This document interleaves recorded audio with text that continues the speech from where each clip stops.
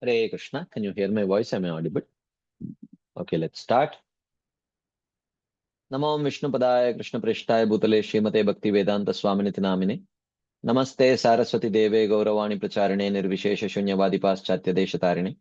Jai Shri Krishna Chaitanya Prabhu Nityananda Shri Advaita Gadadhara Shivasadi Gaura Bhakta Vrinda.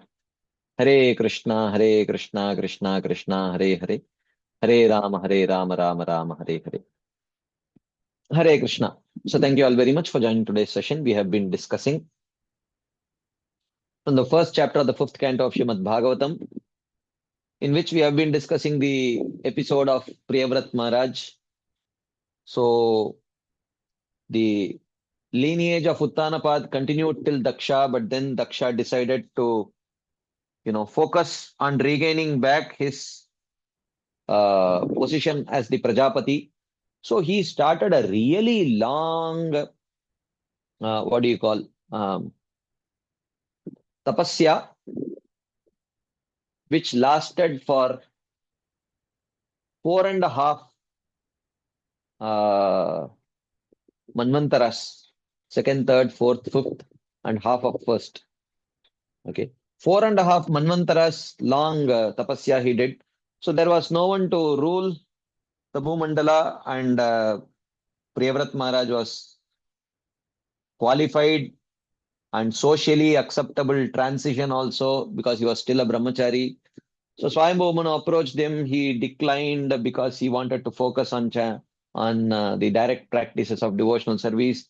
Then Brahmaji came, and it was all part of the plan. He had to explain to him that how it was not Swayambhu Manu's desire or his desire. It was um, it was actually the desire of the Supreme Personality of Godhead.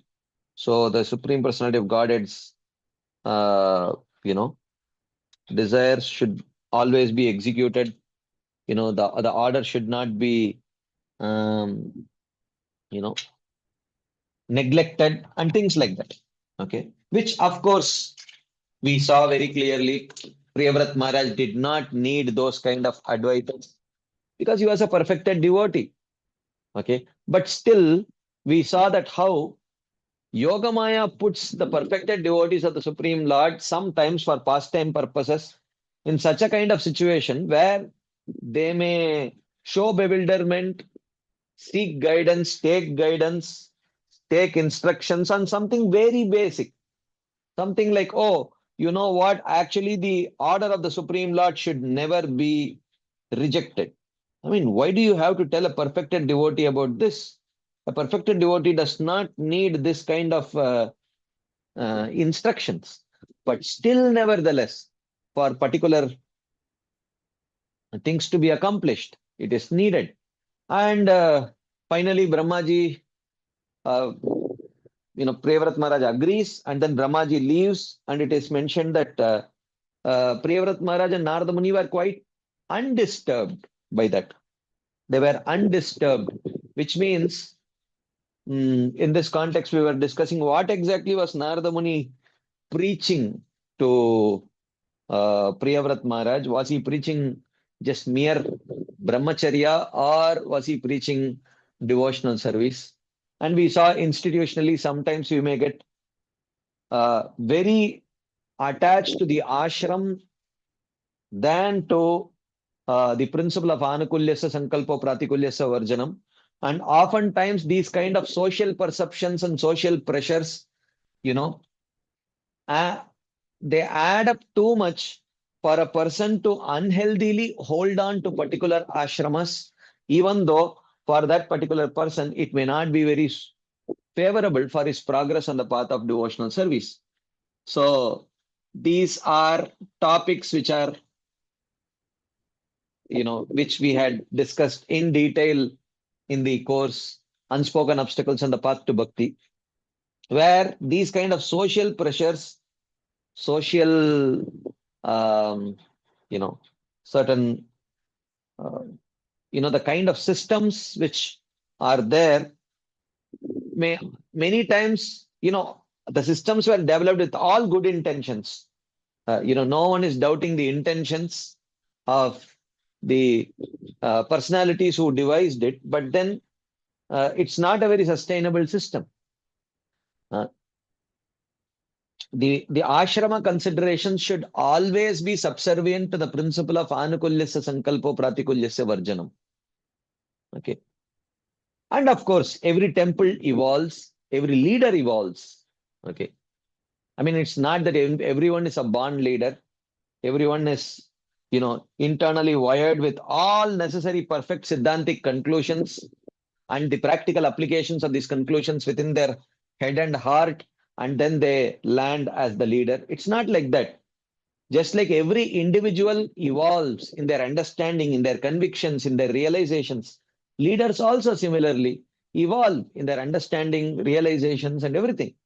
Okay. For a period of time, if you see in particular temples also, the even in Chowbadi temple, if you see, pioneers in the youth preaching, the whole youth preaching movement, gradually over a period of time, even though there was very solid emphasis on the Brahmachari ashram, which was very good, but over a period of time, a more balanced, you know, emphasis has evolved, where those who are getting trained are equally exposed to classes from the brahmacharis and classes from the grihasthas.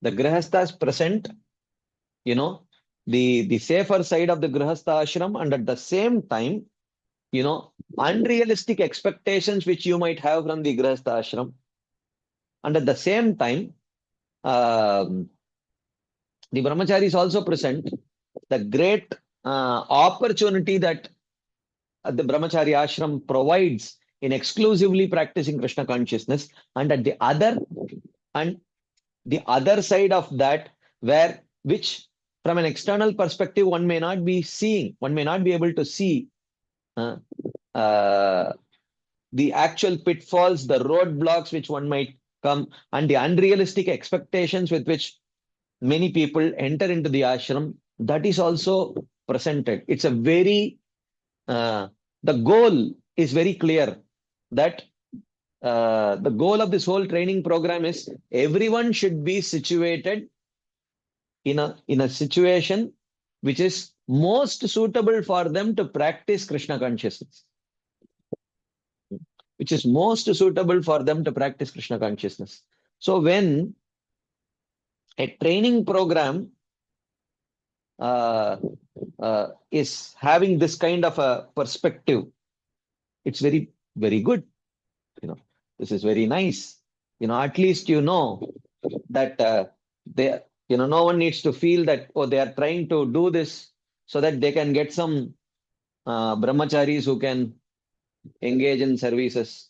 Because over a period of time, when people enter the ashram also for the wrong reason, over a period of time, purely from a very, what to say, to put it very bluntly, over a period of time, the temple also realizes that it is more difficult to maintain them than to get anything substantially done from them. Purely from a utilitarian perspective, I am talking. In business language, I am talking. In business language, I am talking. The cost of maintenance becomes more than the utility that you can derive from that personality. So therefore, in the long run, temples have also realized that, initially we push them for brahmacharya. But then over a period of time, when people enter for the wrong reasons, then the maintenance cost becomes unreasonable. The maintenance cost becomes unreasonable. Okay. I mean, not that they don't wish to work, but because they are improperly situated, the improper situation manifests in the form of lot of chronic physical illness, lot of, sometimes certain mental issues, certain interpersonal issues. These things keep coming, and there is lot of actually money involved in taking care of those things. People realize, oh my God, it is much more easier to have a paid employee to get these things done than to, you know. So you, from a purely utilitarian perspective, also, it backfires over a period of time. And temples have come to understand and realize this. Okay. So the point is, we are discussing about Narada Muni and Priyavrat Maharaj. So it's not that we were discussing yesterday that how sometimes we become prisoners of our own preconceived notions. We become prisoners of our own preconceived notions that I can practice bhakti, I can chant quality rounds only if it is early in the morning, like that, which is correct. But we become completely imprisoned by those notions, where as soon as the clock ticks 6:31, I feel that I am doomed. I still have 4 rounds left. These 4 rounds have to be uh, not so attentive rounds. Like that, we kind of mentally, we become turned off. We turn off mentally that, okay, it cannot be a quality round, like that. So these kind of, we become prisoners of our own preconceived notions. And that is why Brahmaji told uh, Priyavrat Maharaj, the Lord is aprameya, very inconceivable. His acts are inconceivable, his plans are inconceivable. Nahi asya karhichit rajan puman veda vidichitum. Yad vijignyasaya yukta muyyanti kavayopihi. Very difficult to understand. Uh, So you may think that if the Lord clears the way in front of you completely, Dhavan Nimilyavanetri, you can close your eyes and run towards the lotus feet very quickly. No. Uh, The Lord may put millions of obstacles and just airlift you and drop you at his lotus feet also. The Lord is aprameya. Okay. So we cannot attribute success exclusively to the external situations. Okay. It is all said and done. The fuel is our sincere desire to attain his lotus feet. 2 fingers too short. So the Brahmaji says, don't underestimate the mercy of the Supreme Lord and understand that the Lord's ways are not stereotyped. Okay. Understand that the Lord's ways are not stereotyped. Just because he has made your external situation, it is just like even in the material world you see. Even in the material world you see. Very easy paper you get, you think you are very good in a competitive exam. Very easy paper, everyone scores better. Okay. So like for example, something like JEE mains. Okay. Your JEE exam. You can't be happy if the paper is very easy. You can't be happy if the paper is very tough, because it's going to be equally easy to everyone and equally tough to everyone. Sometimes you score really good marks, but you get a very low percentile and rank. Okay. And sometimes you get very not so great marks, but because the paper was difficult for everyone, you may get low marks, high percentile. Sometimes you may get high marks, low percentile. Even in the material world, you see that, right?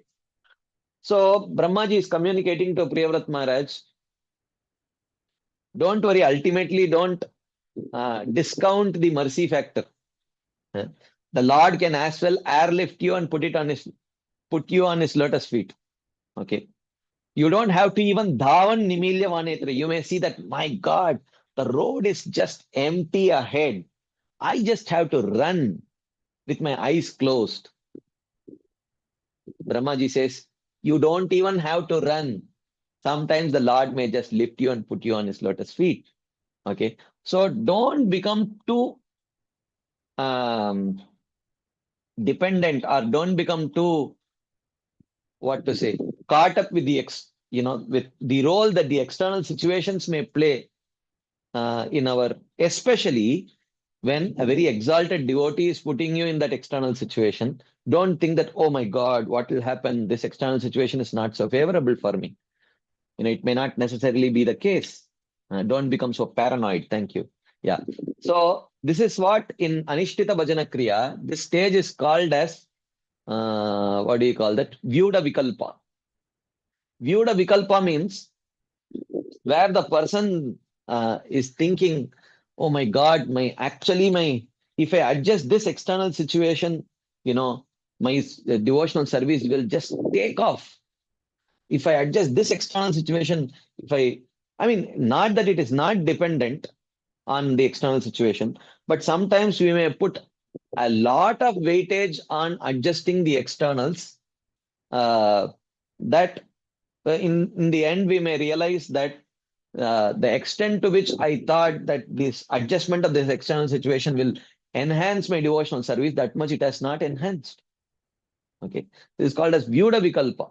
Okay, maybe I should be a brahmachari, maybe I should be a grihastha. What advantage do I have by being a grihastha?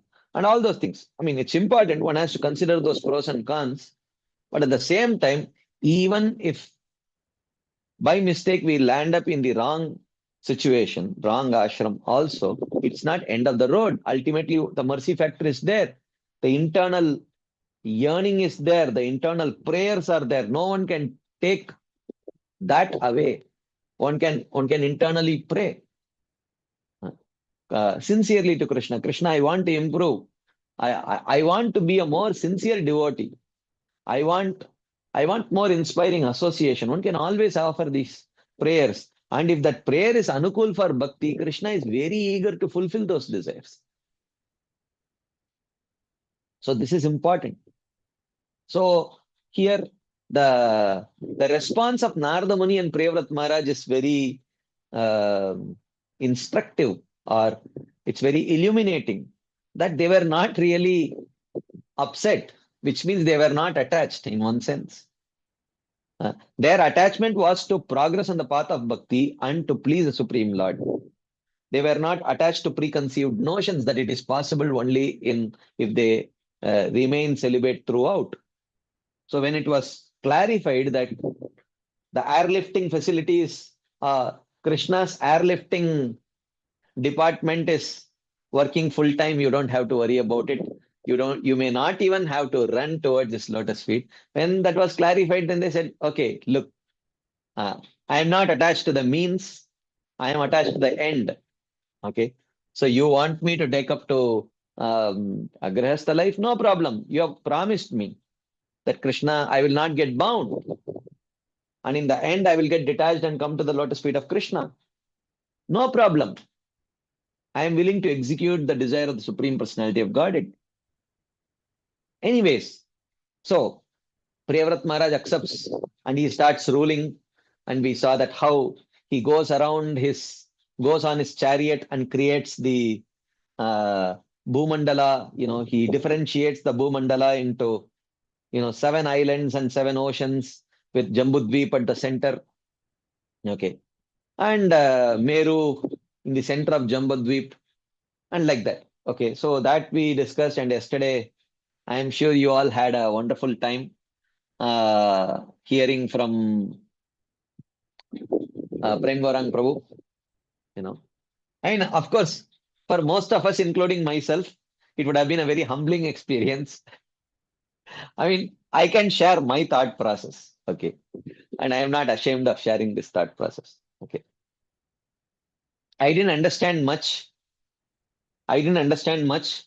But I felt very confident that here is a devotee who has, through the very pages of Bhagavatam, through the very words of Bhagavatam, through the words of the Acharyas, has established that whatever is there in Srimad Bhagavatam is perfect.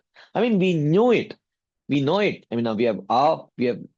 But it is sometimes very painful that people who are actually working on cosmology come to the conclusion, even devotees, they come to the conclusion, that these are allegorical. These are not literal, these are allegorical. I had a discussion with one of the very senior devotees. He said, this is allegorical. I said, Prabhuji, if this is allegorical, at least somewhere the acharyas would have told that it is allegorical. And he became very angry actually. And he said, certain things are very obvious, they need not be told. Okay.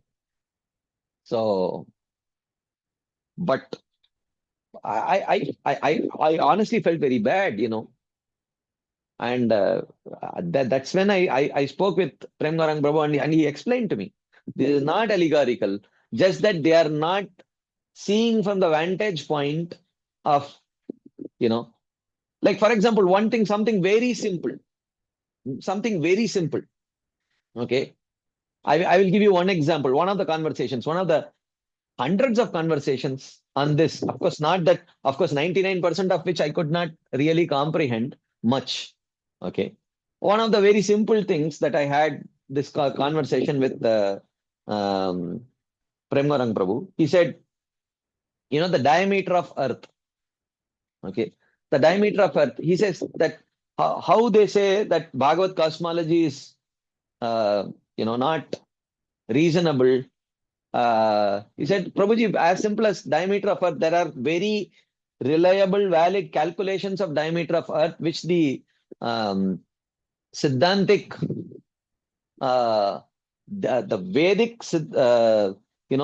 Siddhantic texts, those people also accept. And it is in line with the diameter as mentioned by the modern scientists. Okay. But Bhagavatam's distance is different. So how do you reconcile? He said, look, Prabhu, diameter of Earth is not, is not traversable. You cannot, you cannot bore through the Earth, and you can go through that diameter. Okay. And he said, generally, how do you, uh, if you want to go from one end of a globe to the exact diametrically opposite end, how you would go? You would go around the circumference only.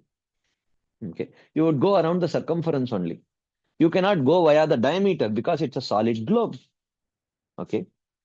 So he said, Prabhu, just multiply that number, that uh, divide the distance, which Bhagavatam says by pi, 3.14, 22/7. And you actually get that, diameter, or pi by 2. It's pi d, right? Or 2 pi r.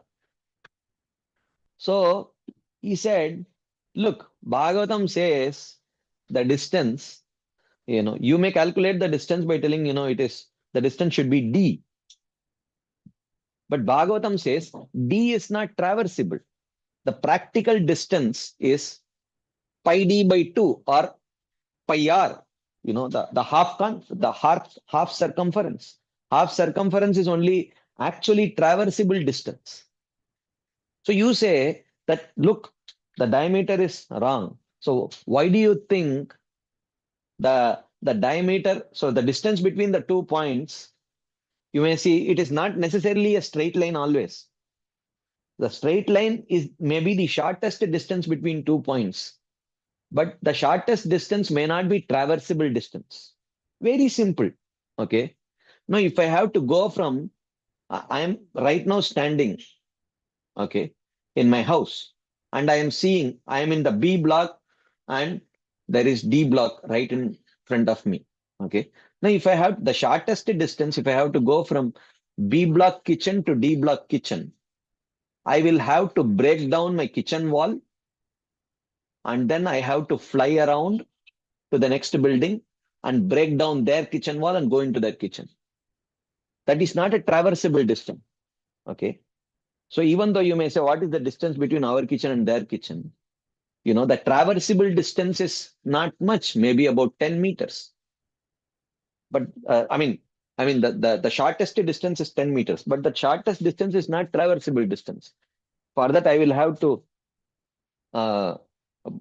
open the door, go down one stairs, then go around the building, get into that other building, climb one stairs, knock the door, get inside and get into the kitchen. That's much longer, right? So therefore, sometimes people say that, look, you say the distance between 2 points. So the distance between 2 points, the language in which Bhagavatam is communicating and the language in which you think it is communicating may be different. So that does not necessarily mean that the whole thing is allegorical. Allegorical is totally different. An allegory is something different. Uh, Anyways, so the only thing is we don't have time to invest. It's easy to just wave off by telling that it is allegorical. But you have to understand the language in which Bhagavatam is speaking. Okay. So, anyways, so it was a very fascinating discussion. I have heard these things from him many times, and I feel it is a very confident and joyful that yes, here is a person who has so much faith in the words of the acharyas that yes, they cannot be wrong, even when casually spoken. You know, they cannot be wrong. Okay, like that. Anyways, so Priyavrat Maharaj created, has differentiated the Bhumandala by going around in the chariot, what it means, and all that we discussed yesterday. And if 7 islands and seven oceans which are born out of that is described also, that their names were given. Okay. Sugarcane juice, liquor, clarified butter, milk, yogurt, and drinking water. Okay. And all that. Maharaj Priyavrat begot children in the womb of his wife Barhishmati. 10 children. Sorry. Yeah. He gave it to seven of his children, sons, Agnidra, Idmajihva, and so on. He handed over the 7 islands to them. Priyavrat then gave his daughter Urjaswati in marriage to Shukracharya, and Shukracharya and Urjaswati begot a child uh, whose name was Devyani. Okay, so this is where we ended our discussion on ended our discussion day before yesterday. So now we have. Is there a realistic chance for us to complete this chapter today? Let's see. 116 to 130. Yeah, maybe we can complete this chapter today. Okay. So here Shukadeva Goswami continues. Naivam vida purushakara urukramasya pumsam tadangri rajasajita षड्गुणानां chitram vidura vigata sakridadadita yannamadaya maduna sajahati bandam. So here he says, Yevam vidaha purushakara. Such power. How can you make trenches? I mean, the only trenches that we can make is, you know, like if it is a soft land, you can take your two-wheeler, and if it has rained and the mud is very soft, you can make a small trench using your two-wheeler. That's all. Now, how can someone take his chariot and make trenches which can make oceans? Okay. So what kind of power is this? Evam vida purushakara na chitram. It is not surprising. Jita gunanam pumsam. From persons who have conquered the 6 senses. Such kind of power is not surprising to find in those who have controlled their 6 senses. How? Urukramasya tadangri rajasa. By the dust from the lotus feet of the Lord. Okay. So, Bhagavatam, if you see, does not often give or does not always give credit to sense control, mind control, purification of heart, etc. Whenever it talks about, whenever it wants to glorify sense control, mind control, etc., you will oftentimes see it is only an indirect glorification of sense control or mind control. Actually, it says sense control through surrender to Krishna, sense control through association of Vaishnavas, sense control through practice of bhakti, sense control through bathing in the dust of the lotus feet of Krishna. Like that it will come. Okay. Which means anartha nivritti accomplished through the process of bhakti. Because the nature of that anartha nivritti is that bhakti pareshanubhavo viraktir anyatra chaisha trika eka kalaha. Because that purification, along with that purification, also comes progressively deeper and deeper attachment to Krishna. That anartha nivritti is accompanied by artha pravritti. For that reason, okay. So in that case, anartha nivritti is just a symptom of progress on the path of bhakti. That's all. But the main point is progress. So he says, such power is not surprising from persons who have conquered the six senses by the dust from the lotus feet of the Lord. That is the most important thing. Vidura vigataha. Since even an outcast, aduna sajahati bandham, becomes immediately free from the bondage of karma, sakrid adadita yan namadeyam, by chanting the Lord's name even once. Once chanting means chanting with proper faith. When he chants the holy names with proper faith, even once, he immediately becomes free from the bondage of karma. That is the meaning. Now, how do you understand this particular statement? Once chanting. Now, if you take, and how do you understand the bondage of karma? Okay. There are multiple ways of looking at it. So, once chanting, if you take bondage of karma means karma vasanas. If you take bondage of karma means karma vasanas. Okay. Which means the desire to enjoy in this material world.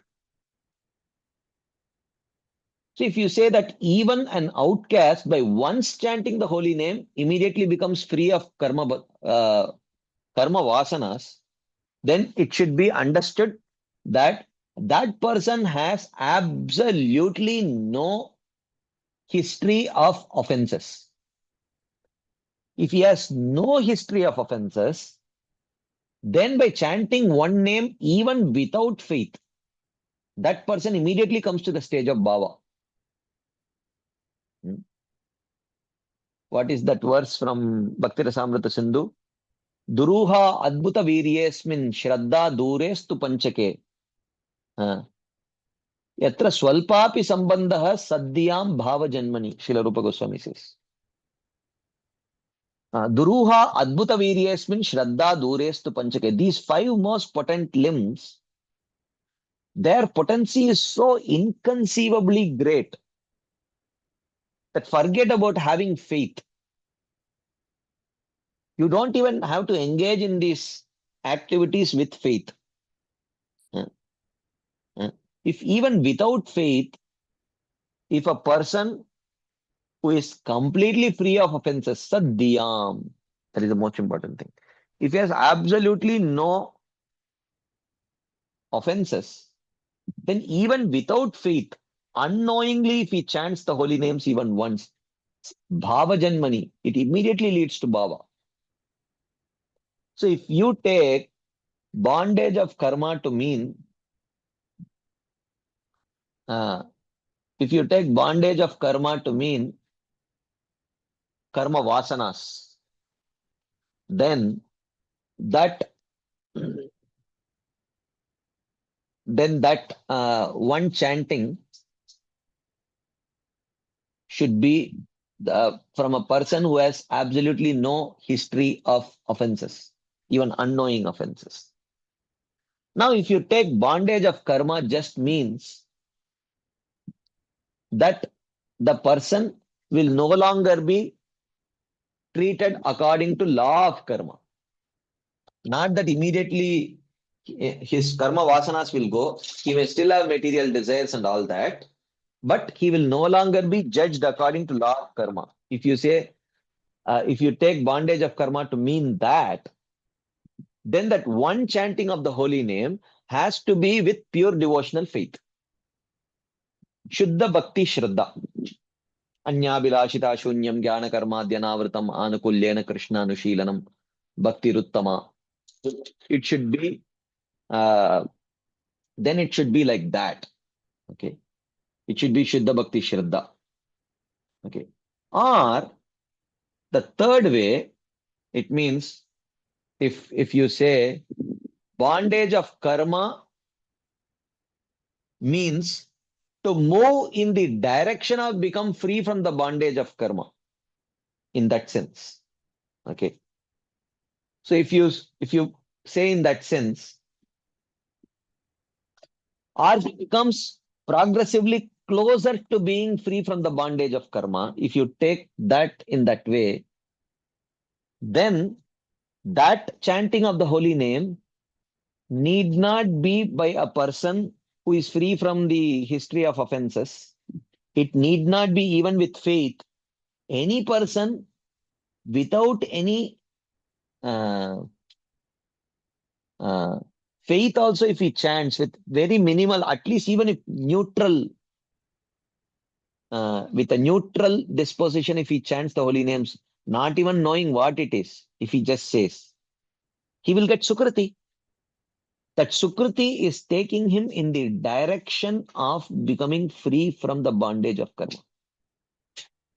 So the same statement can be understood in three different ways. So if you take bondage of karma to mean karma vasanas also, one chanting and immediately all material desires should immediately vanish. So for that, that person have should have a zero history of any kind of offenses. Okay, that is first case. If you mean to say that one chanting should free him from all prarabdha, prarabdha karmas, Krishna should take over his life. If you say like that, then that one chanting should be with pure devotional faith. Okay. Or if you say, no, we are not going that far, all that we mean is that one chanting should take him in the direction of eventually escaping the bondage of karma, then that need not even be chanted with faith. Okay, that need not even be chanted with faith. Anyone who chants with even a neutral disposition will get some sukriti. That sukriti will take him closer to attaining faith in bhakti, which will help him escape the bondage of karma. Okay, like that. So here, Shukadeva Goswami tells Parikshit Maharaj, don't be surprised, Parikshit Maharaj, that, oh my God, how could this kind of power manifest? Yes, no, one should not be surprised that Priyavrat Maharaj is showing this kind of powers. Because for a person who has attained complete sense control through the path of bhakti by taking shelter of the dust from the lotus feet of the Lord, for them this is nothing. Because even an outcast, by once chanting the holy name of the Lord, becomes immediately free from the bondage of karma. If that is the power of one holy name, then a perfected devotee, how much more power he will have? So don't be surprised that Priyavrat Maharaj could create oceans and islands just by going around on his chariot. Okay. Don't be surprised. That's what he's telling. So here, Srila Vishwanath Chakatakur says that such prowess or influence is not surprising for those who conquer the six senses, which is hard to conquer by the dust from the lotus feet of the Lord. Rajasa also means Rajoguna. Thus, there is Virodalankar, ornament introducing contradiction. Even the outcast at the moment uttering the name of the Lord gives up bondage. Alternate versions accepted by Sridhar Swami are Tanvam and Tattvam instead of Bandham. Bandham means the bondage of karma. Tanvam means the body. So which means Sajahati Tanvam means he gives up his bodily identification. However, one does not see a person immediately give up his body on chanting once Hare Krishna and then he dies. No, you don't see that, right? You don't see that.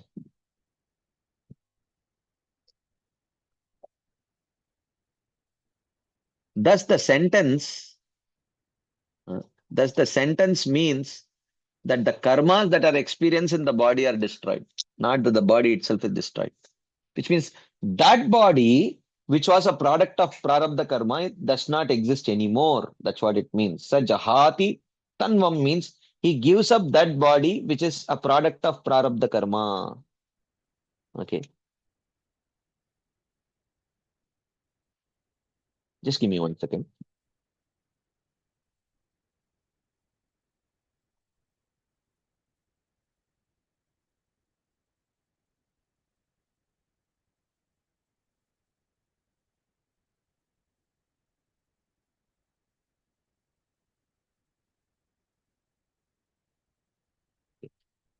So, tattvam means that the elements from Mahat Tattva to earth, the gross and subtle bodies of the Jiva are destroyed. Sajahati Tattvam means Sajahati, the body which is made of the material elements. Tattvam also means that. But the body remains by the inconceivable influence of the name of the Lord, since there is no alternative. The body remains. Because suddenly, then that will, if suddenly as soon as one chants the holy names, the body is gone and a new body is formed, okay, then people will be bewildered by that. Okay. People will be bewildered by that. So, therefore, that body is maintained. Anyways, sayevam aparimita bala parakrama ekadatu devarshi charana anushayana anupatita guna visarga samsargena anirvritam iva atmanam manyamana atmanirveda idam aha. So Priyavrat Maharaj, aparimita bala parakrama of unlimited power and prowess, once began to consider himself dissatisfied. Atmanam anirvritam iva manyamanaha. He says, what is this life? I'm just wasting my life. Okay. Why? Guna visarga samsargena. Samsarga means contact. Because of contact with materialism from ruling the kingdom, he was very dissatisfied. Devarishi Charana Anushayana Anupatita. After having surrendered to the lotus feet of Narada, what am I doing? He felt. I'm just wasting my time. Not that suddenly he has started to doubt what Brahmaji told. So this is where Vaishnavera Kriya Mudra Vigyahana Bhujai.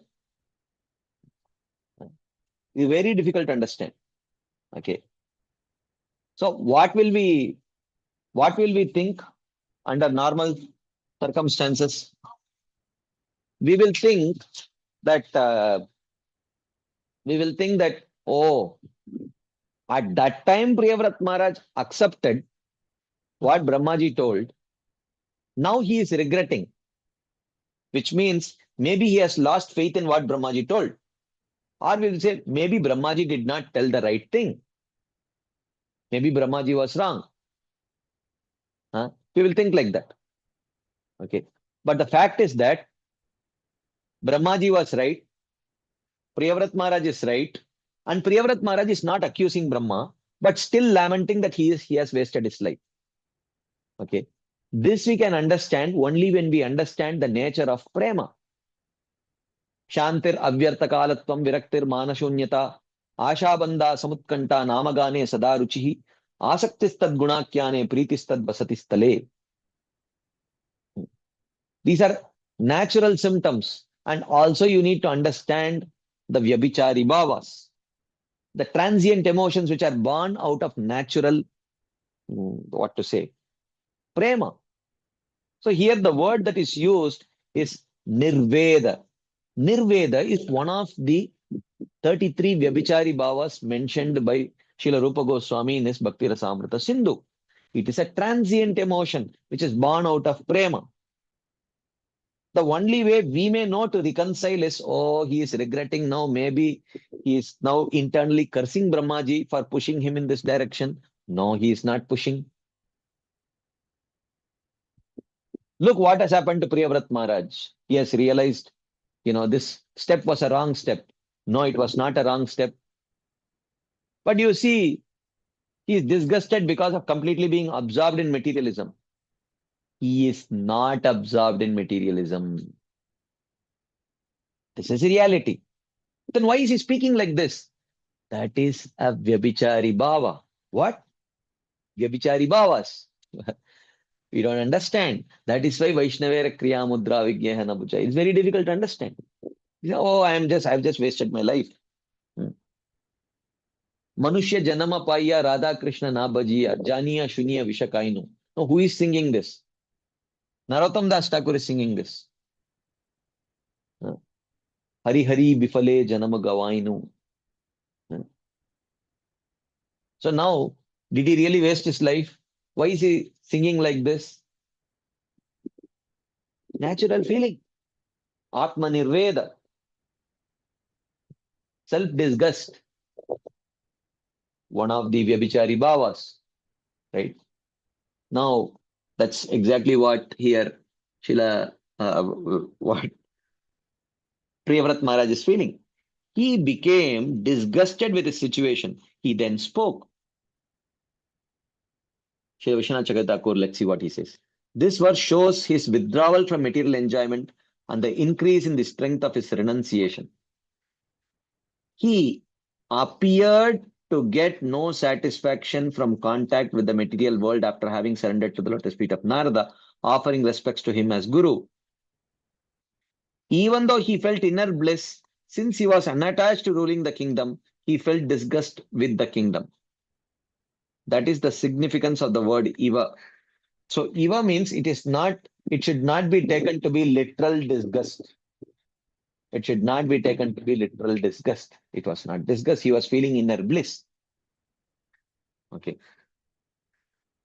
So, so Priyavrat Maharaj is telling, Aho asadu anushtitam yad abhiniveshito aham indriyair avidya rachita vishama vishaya andakupe tad alam amushya vanitaya vinoda mrigam mam dig iti garhayam chakara. Aho asadu anushtitam. Oh, I have acted badly.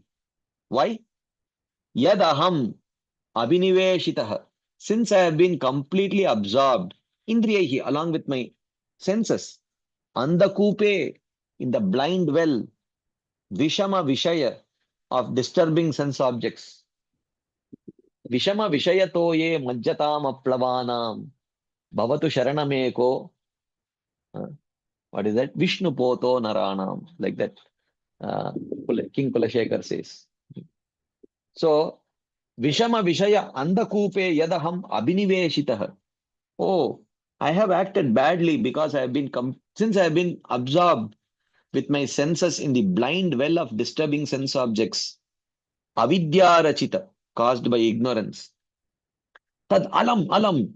Enough. I have just wasted my time. Mom, dig. How unfortunate I am. Amushya, Vanitaya, Vinodam Mrigam. I am like a dancing monkey for my wife.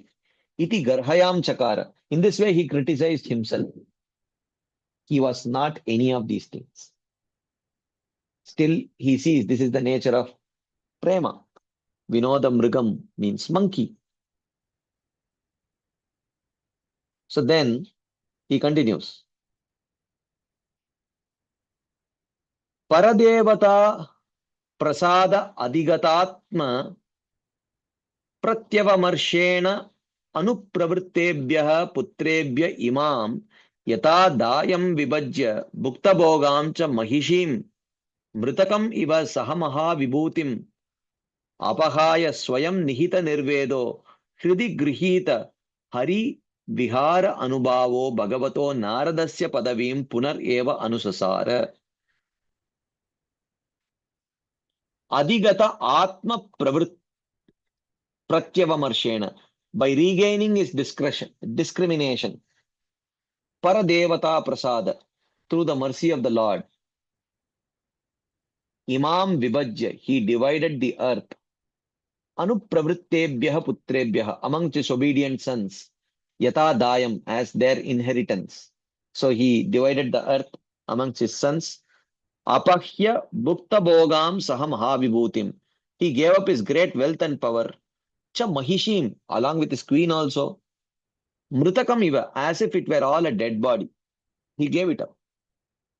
Nihita Nirvedaha, being completely detached. Hridi Grihita Hari Vihara Anubhavaha, and realizing the pastimes of the Lord in his heart. Punareva Anusasara, he again followed Bhagavato Naradasya Padavim, the path instructed by Narada. Okay, here the point is that by regaining discrimination means what? By regaining discrimination means understanding the plan of the Lord. The Lord till now wanted me to act as a grihastha. Now he wants me to give it up. That is the discrimination. Okay. Otherwise, we are not talking about Priyavrat Maharaj. All the while when he was a grihastha, he lacked that discrimination about the nature of devotional service, about the practice of devotional service, and he became completely absorbed as a householder. No. So here discrimination means, okay, till now I acted as a householder, that was the plan of the Lord. Now the plan of the Lord is that I give this up and move ahead. That is the discrimination. Let's see what Srila Vishwanath Chakravarti Thakur says. Because you cannot say that till now uh, Priyavrat Maharaj lacked that discrimination. If you explain like that, then uh, this actually contradicts whatever Shukadeva Goswami has spoken and whatever Srila Vishwanath Chakravarti Thakur has explained about the position of Priyavrat Maharaj while he was a householder. Okay. So we need some clarification on this. Let's see if that clarification comes. By regaining his discrimination through the mercy of the Lord, you mean till now he was acting without discrimination? No. So he divided the earth amongst his obedient sons as their inheritance and gave up his great wealth and power along with his queen and being completely detached, realizing the pastimes of the Lord in his heart, he again followed the path instructed by Narada. Okay. He regained his sense of discrimination by the mercy of the Lord and again followed the path instructed by Narada after dividing the earth amongst his obedient sons. He realized the pastimes of the Lord in his heart and shed tears of joy with hair standing on end. Okay, there is not much commentary given here, but we should understand because the position of Priyavrat Maharaj has always been mentioned before. And this also, this regaining his discrimination is also one of the Vyabhichari Bhavas mentioned. The 33rd, the last Vyabhichari Bhava mentioned by Srila Rupa Goswami is Bodha. Bodha, which means gaining discrimination, gaining knowledge. That is mentioned to be one of the Vyabhichari Bhavas. Okay. So, anyways, so this could be one of that, considering the position of Priyavrat Maharaj. Tasyaha va ete shlokaha. The following verse praises Priyavrat Maharaj. Priyavrata kritam karma konu kuryad vineshwaram. Yo nemi nimnair akaro chayam gnan saptavaridin. So glorifying Priyavrat Maharaj, it says, Kahanu kuryad, who could perform Priyavrata kritam karma, the actions of Priyavrata, vina Ishwaram, except the Supreme Lord himself. The only other personality who can perform what Priyavrat Maharaj did was the Supreme Personality of Godhead himself. Neme nimnaihi, by the rim of his chariot, yaha akarot, he made Saptavaridin, 7 oceans, Chayam Gnan, and destroyed the darkness of night by going around the sun. We were discussing this yesterday. Like that. Bhusamsthanam kritam yena saridgiri vanadibihi Seema cha bhuta nirvrityai Dvipe dvipe vibhagashah. Yena Bhusamsthanam kritam. He arranged the situation of the earth. Bhuta nirvrityai. For the welfare of the people, for the pleasure of the people. He arranged the situation of the earth. Dvipe dvipe seema cha vibhagasha. So that there were divisions and borders for each continent.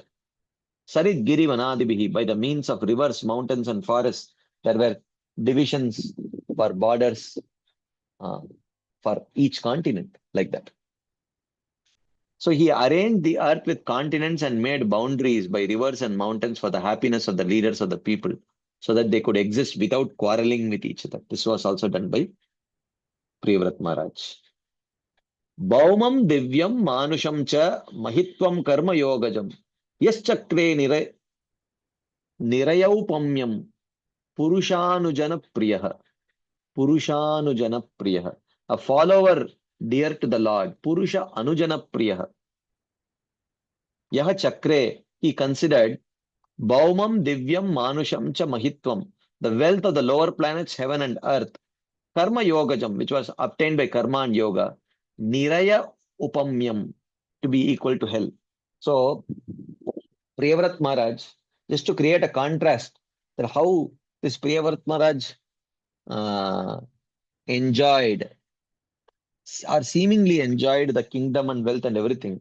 He says, this Priyavrat Maharaj actually considers the wealth of the lower planets, heaven and earth, karma yogajam, which is obtained by karma and yoga, to be niraya upamyam, to be equal to hell.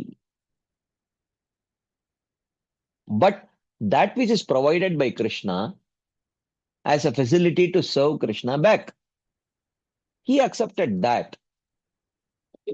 That is Priyavrat Maharaj. Bhaumam means lower planets, Divyam means Swarga, and Manusham means humans on earth. Mahitvam means wealth.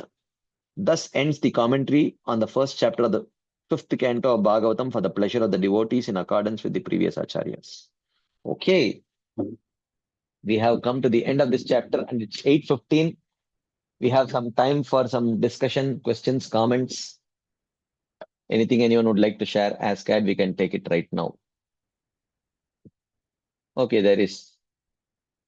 Let's see if there is any question in the chat box. No question in the chat box. Yes, Sham Sundaranand Prabhu.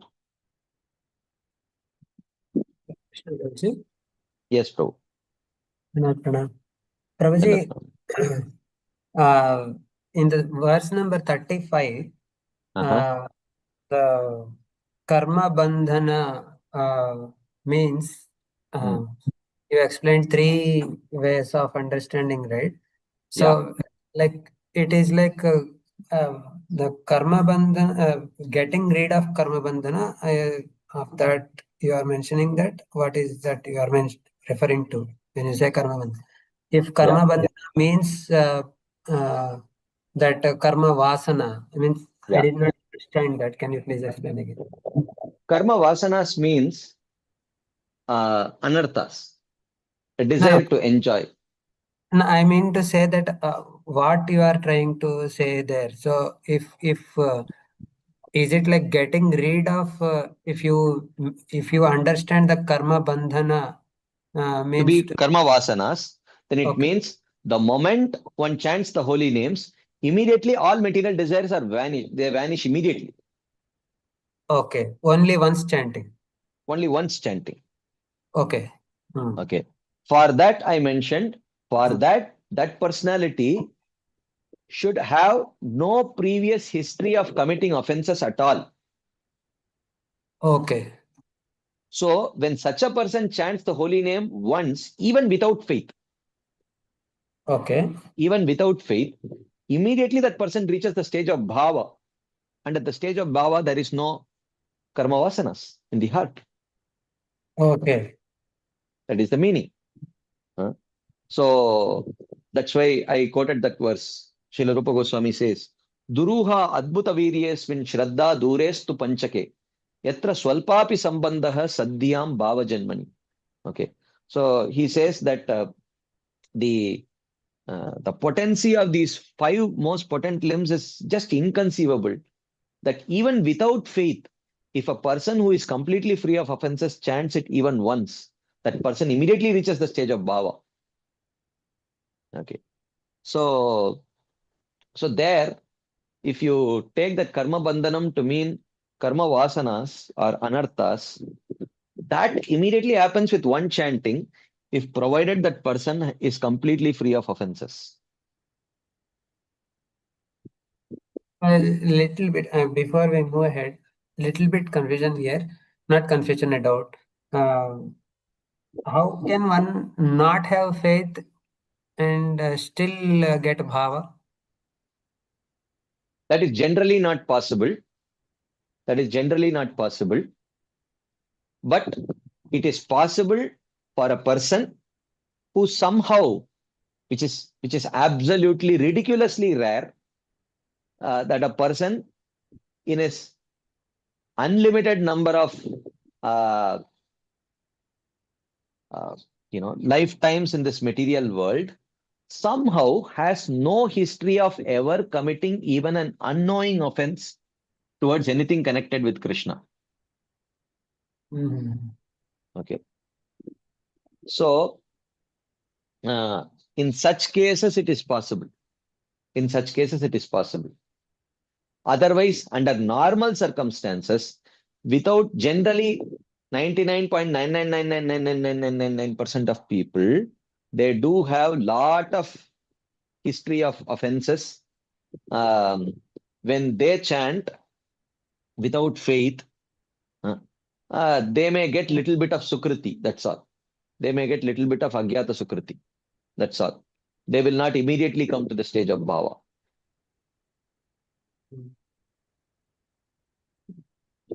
Okay. And what about the second one, Prabhu?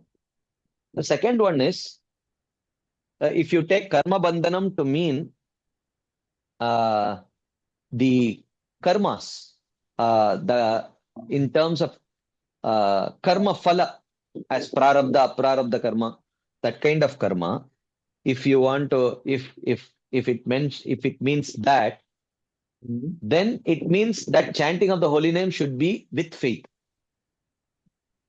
So if chanted with faith, even though the person may have a history of offenses, he may not be completely free of offenses, but if he is chanting with faith, Okay. and that is possible not incidentally, which means he must have come in touch with Vaishnavas, he must have received lot of Agyata Sukriti, that Agyata Sukriti must have transformed into Shraddha, and with that Shraddha, when he chants one holy name, then he immediately, then he has no prarabdha karma, no aprarabdha karma immediately.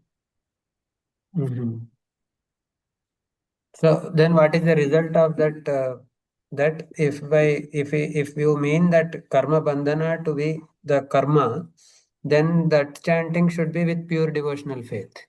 Pure devotional faith, yes. So what happens by doing that? Immediately, Krishna takes over that person.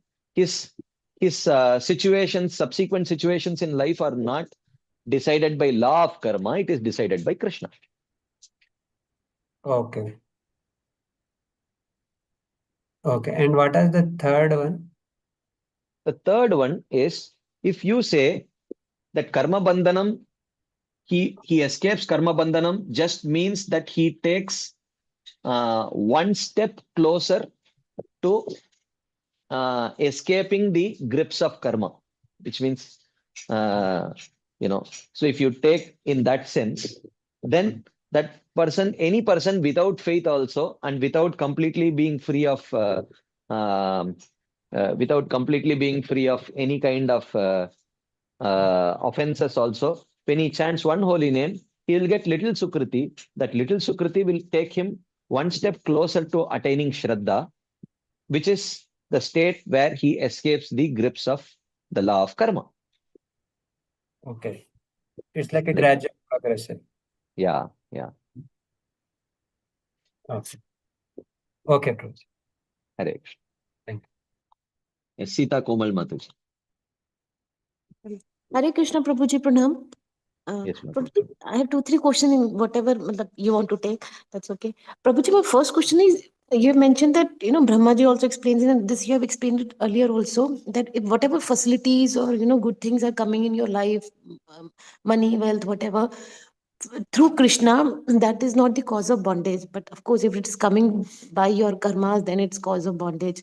Prabhuji, then how, as a practicing sadhana, how do we understand the things which are coming our way is Krishna's will, or it's my karmas? How do we understand this, Prabhuji? Well, there is a difference between Krishna's desire and Krishna's arrangement. Okay, these are two different things. Now, in the case of Priyavrat Maharaj, it was Krishna's desire that Priyavrat Maharaj accept the kingdom. Okay, in our cases, it may very likely be Krishna's arrangement, just that he has taken over from the law of karma and he is arranging, and that arrangement may be due to our uh, past practices also. Maybe we had some past piety. Krishna may try to use it. Okay, I will use it to put this devotee in a particular situation. Okay, I will use it to put this devotee in a particular situation. And if we respond to it properly, we will not be bound. But if we do not respond to it properly, then we may get caught up in this Tarangarangini, where uh, you know uh, we get caught up with the puja la pratishtha and all the wealth and all that. We may get caught up by that also. Okay. So Prabhuji, this is a very dicey kind of situation. I mean, Krishna, this feels more of a, test for the devotee. I mean, by this Yeah, arrangement, is Krishna trying to test the devotee? definitely. Every moment is a test only. And if we pass only, we can move ahead. So then why Krishna, once we say ki once we start practicing bhakti, Krishna takes us from the law of karma. And even if we do Which something means, wrong, it means as soon as we take up to bhakti, Krishna takes over the role of conducting the exams. okay, so instead of law of karma taking our exams, Yeah, not Maya Devi taking our exam, Krishna will take our exams every now yeah. and then. Krishna may use the agency of Maya Devi only to conduct the exams. Okay. So is Krishna a lenient examiner also, Prabhu, or is he's as hard as Maya Devi? Well, if he is a very lenient examiner, then you will end up in Goloka and not be very happy there. I Because could. because there in Goloka, everyone will be worshipping only Krishna. No one is going to bother about us. So if we have even little bit of selfish desires, self-centered desires, if we land up in Goloka, if Krishna becomes lenient and allows us to land up in Goloka without complete purification, then there we will feel lonely. We'll feel everyone is going after Krishna. At least one person come and, no one is looking at me. Everyone is looking at Krishna only. We should not be thinking like that. So for that, Krishna has to ensure that we are sufficiently purified before we reach there. Now, you may call that leniency. Let's say if somehow there is a lenient person and who is correcting the papers, and he makes one person who has absolutely got 0 marks in JEE entrance exam. He says, okay, I will be lenient with him, and he gives him IIT Chennai computer science course. He gets him into that course. Will he even be able to pass one class test also? He will suffer No. there. Eternally he will get into IIT, but he will never be able to get out of IIT. Correct? Ji, So Prabhu. so that's the point. So it's not a question of being a strict or a very lenient examiner, Krishna is a very benevolent examiner. Now that benevolence may come in the form of leniency sometimes and strictness sometimes, but but he is benevolent. Okay, just like parents also sometimes they are strict. Being strict does not mean they are not benevolent. Okay, okay. So that means, Prabhuji, we should have this satisfaction. Whatever he is doing to us, at least he'll take care of us in the longer run. Yeah, he will take care provided we are willing to take care of ourselves also. Right, Prabhuji. Prabhu, I have two more questions. Should I ask them, or you want to give chance to others? Let's once go over, because there are three more hands and time is less. Maybe I'll take one question from Shivakumar Prabhu, and we will see there are four hands now. So let me ask others also, and then we will get back to you, Mataji. Sure, Prabhuji. Thank you so much, Prabhu. Thank you, Prabhu. Hare Krishna. Shivakumar Prabhu. Hare Krishna, Prabhu. Dandavad pranams, Prabhu. Dandavad Prabhu. So, Prabhu, one question on the institution, Prabhu, related. From what I hear from my experience, Prabhu, I may be wrong, but from what I hear and the feedback that I get, this is the question that I have. It seems there is a notion that if one does a menial service, he is more surrendered. Like if somebody is willing to clean the temple floor or do some service in the kitchen, washing pots and things like that, it looks like it's perceived as a sign of more surrender than somebody who is trying to use knowledge and reasoning to study Shastra and discuss and go deeper in philosophy.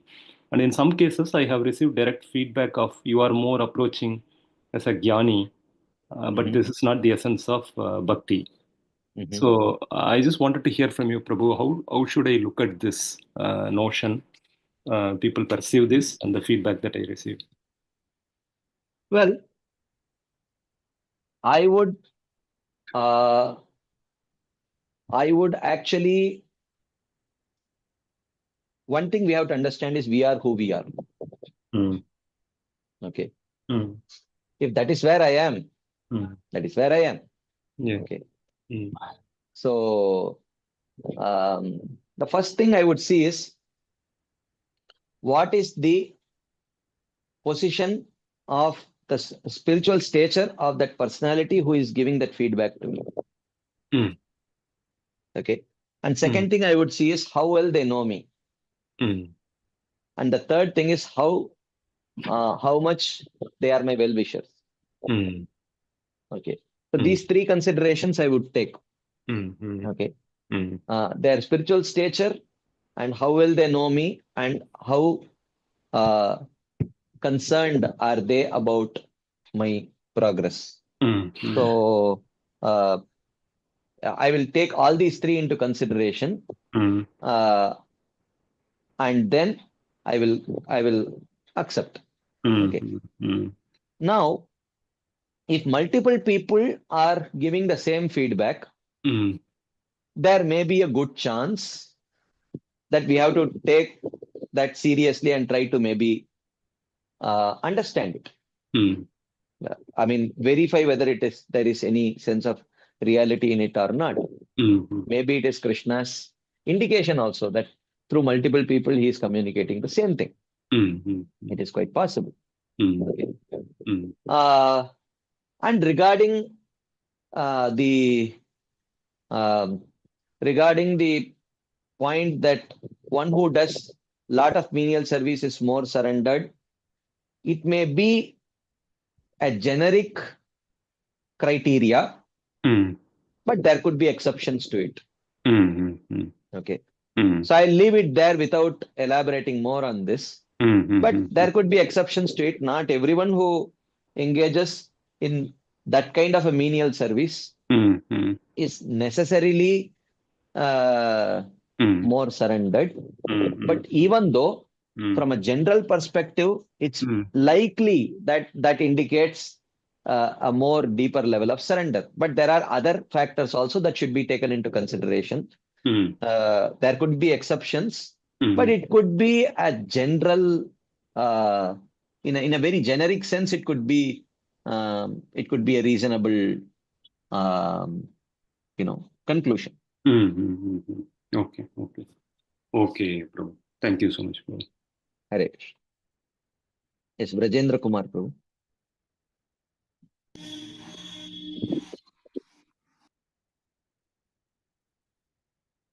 Prabhu, we are not able to hear your voice. Okay. Vrajalila Mataji. Hare Krishna, Dandavat Pranam Prabhuji. Dandat Pranam Mataji. I have this doubt. Suppose a soul is born in a family with a handicapped body, handicapped with Down syndrome or something, and the parents are devotees and they're practicing nicely, and the child also is very much this thing, liking all this kirtan, devotees, everything. Yeah. Then the child has to take another body, or because he'll not, that the child will not be committing any offenses at all because he doesn't know what is happened, anything. But he's very fond of kirtan, always hearing kirtan, having prasad, everything is there. Yeah. And what is this thing about that child? He has to take another body again. Yeah, if he reaches the stage of prema, then he does not have to take another body again. But he doesn't know what is prema and all that. Now, how it can be judged that he has prema? He may not be able to express it through his current body, but if that soul had reached that stage of prema and internally he is experiencing it, then he may not take another body. Otherwise, he will take another body. He can experience. Yeah. He may internally be experiencing, but externally, due to his covered, so-called covered form of body, grass body, he may not be able to properly express it. But if he has attained prema from within, then he will not take another birth again. Otherwise, he will take another birth, which will be orchestrated by Krishna and which will be conducive for him to continue his devotional service from where he left off. Acha. Okay. So internally also that anyway it is between the soul and Krishna. So internally he may be experiencing prema also. Yeah. He may. Acha. Thank you very much. Hare Krishna. Shyam Sundaranand. Prabhuji, on the 36th verse in Vishnu Chakravarti Thakur's commentary, it's mentioned this shows his withdrawal from material enjoyment and increase in something like is there. What is that? This is the 36th verse. In the strength of renunciation. Which line? Okay, first line. This verse shows his withdrawal from material enjoyment and the increase in strength of renunciation. Yeah. So that means he is getting detached from material life and attached to renunciation. Such statements, when spoken about exalted devotees, should be understood to mean they externally also manifested that renunciation which was always there internally. That is how we should understand. Okay. It was externally also manifested, while internally it was always there, like that. He appeared to get no satisfaction from contact. Okay. So having surrendered to Narada. Okay. Yeah. Done. Yes. Done. Okay. Sita Komal Mataji. Hare Krishna Prabhuji. Prabhuji, my next question is from the verse number 27 in Prabhupada's purport, where Prabhupada is explaining the stages of sannyasi. So in that he says the sannyasi reaches the Paramhamsa stage when he finishes his preaching work and sits down in one place strictly for the sake of advancing in spiritual life. So Prabhuji, sannyasi like Prabhupada and our other and his disciples, other Guru Maharaj, they always used to say that we have to die in the battlefield. So our sannyasis, they always had till the last moment they have to preach and do sevas. So how do we relate this to this point, Prabhuji, that they have to sit in one place? We have discussed this before. I don't know which session it was. I think probably in the evening Shuddha Bhakti Chintamani session. Yeah, we did discuss this.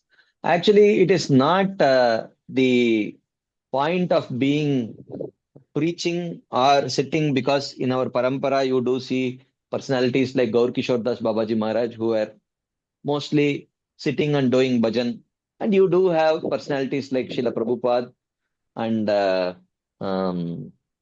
Bhakti Siddhanta Thakur, Bhakti Vinod Thakur, who are actively preaching. And even Bhakti Vinod Thakur, if you see towards the end, towards the later part of his life, he was not preaching, at least actively preaching. He was sitting and doing his bhajan all the time. So the point is that uh, these are not stereotyped. Okay, so for them, everything is a battlefield. Everything is a battlefield. Um, so whether they are actively speaking about Krishna to others, or they are actively engaged in talking with Krishna, both are same for them. They don't see a difference. So, but from oftentimes acharyas also give explanations and perspectives as it might relate to sadhakas who may want to become premature renouncers of preaching, active devotional life. They may think that I want to go and sit in the dham and 24 hours just do hearing and chanting. I don't want to do anything. So we were discussing the other day from Jagannath Das Babaji Maharaj's episode, where Jagannath Das Babaji Maharaj said that these people, he engaged his 2 or 3 of his disciples only in watering the vegetable garden, which was growing vegetables for the Lord. And they were complaining that he is not allowing me to sit and chant throughout the day like that. So it all depends on the predominant audience to which they are speaking. So battlefield can mean preaching. So for the perfected devotees, they may die preaching, or they may die in their meditation, or they may leave their body meditating, engaging in their eternal service with the Supreme Lord. So both are perfect. But for sadhakas, they should not prematurely think that I will leave everything and I will just meditate while not being qualified for that. For such reasons, definitely they do say like that. Okay, Prabhuji. Thank you, Prabhuji. Prabhuji, just last one question. In text number 36 in purport, Prabhupada, with the example of, with the context of Bhagavad Gita 6.41, he says, one who falls down, no process of bhakti gets a opulent birth next birth. So this is the glorious example of Priyavat Maharaj. Mhm. So what was the Priyavat, maybe I missed Prabhuji, sorry, but what was the Priyavat Maharaj earlier, this thing that I couldn't understand how this is related to the context of Priyavat Maharaj as a. I will have to check the purport to explain the exact context. Maybe. Okay. Right. Okay, Prabhuji. Sure, Prabhuji. Thank you, Prabhuji. Correct. Namrata Mataji.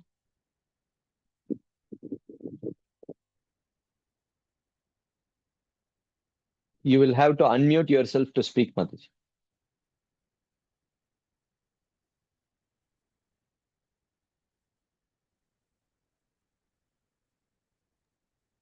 Hare Krishna, Prabhuji, Danvat Pranam. Dandavat. Prabhuji, this question is from yesterday's session. Actually, this is very basic, but I could not reconcile. When it was mentioned that Maharaj Priyavat, he actually, the sun was there at even night time and there was daylight throughout the day. So I was thinking when Krishna had very thoughtfully planned day and nights so that the body and mind gets rest, and even that tamaguna part is also required, then don't you think, if unless the entire praja is very devoted and they utilize every moment for devotional service, it would also lead to a lot of rajoguna and passion and work and material things. So how will it please the people, and how is it with the plan of Lord? I could not We don't understand. know. During that time, during his reign, probably it did help in some inconceivable ways, which we are not able to understand right now sitting in Kali Yuga. It may not be possible, but definitely Priyavrat Maharaj being an exalted personality, what he did must have somehow helped them. How it helped them, we are unable to conceive it right now, but definitely it must have helped them in some way or other. Yes, Radhika Rati Mataji. Hare Krishna, Prabhuji, Dandavat Pranam. Dandavat. Prabhuji, like those three categories of men, one who desire to control their senses, they has to enter the Grihastha ashram. And if instead of entering into Grihastha ashram, if they enter into the ISKCON, like in Brahmacharya ashram, and like they are engaged in chanting, hearing, and all the missionary services, and they have a powerful association, very intimate association of the devotees who have the same goal. Mhm. So, like, what would be their success in achieving Krishna Prema? I mean, instead of like they are suitable for Grihastha ashram, but instead they have entered this, and what would be their progress and success? Well, if there is a good chance that in the association of like-minded Vaishnavas, they are able to subdue their needs for Grihastha life, and they are able to progress nicely. That is possible. In some cases, it may not be possible. If it is not possible, you get married and continue your Krishna consciousness. But it should not happen that they somehow become very attached that I will definitely, whatever it may be, I will not get married, because that is considered to be a complete fall down. And by that, with such mentality, if they are just struggling and struggling just to maintain their ashram, then that is actually a misfortune. Okay. So, I mean, because those who enter into the like Brahmacharya ashram, they may at that age they may not be even aware of, like, they may not have even self-awareness or that understanding of philosophy, Yeah. all that. So they might have Yeah. entered because of different circumstances or due to the preaching method. Yeah. Quite possible. Yes. So they need not. I mean, if they are successful in that, I mean, if they have could subdue their senses, and like they are because of all the activities, they need not really be fret about it, right? Because Yeah. okay. So there are a very fair chances of them being successful in that ashram, right? I mean, I can't Yeah, it give a depends on the mathematical individual, number but to it. it depends on the individual. I mean, sometimes Yeah. we hear that if someone is suitable, then they should enter only Grihastha ashram. They should not enter, of course, because of some seeing some people changing their ashram. So some things have come up. So I just want to know, like, Yeah, see, at that time, they may not be possible, but if they are fortunate enough to get really good association, like-minded association, they become quite enlivened in continuing on that path, then it is quite possible. But that may not happen for everyone. Oh, yeah, yes, Prabhu. Thank you, Prabhu. Okay. Okay. There are some quick points in the chat box. I'll just quickly take. Was Priyavrat Maharaj a Shakti Avesh avatar? No, it is not mentioned that way. Is it possible to be offenseless without faith? Yes, it is possible. Is that Ashraddha Namabhas? Yeah, it could be even more than Ashraddha Namabhas, actually. Yeah.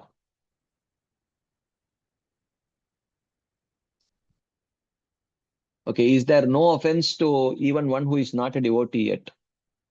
No, there is offenses there for sure, whether someone is a devotee or not. Okay, another point. Even Jagai Madai are given as example for this. They had committed so many sins. Yeah, some offenses were there, but Jagai Madai's case is an extraordinary example of the mercy of an extraordinary personality like Nityananda Prabhu.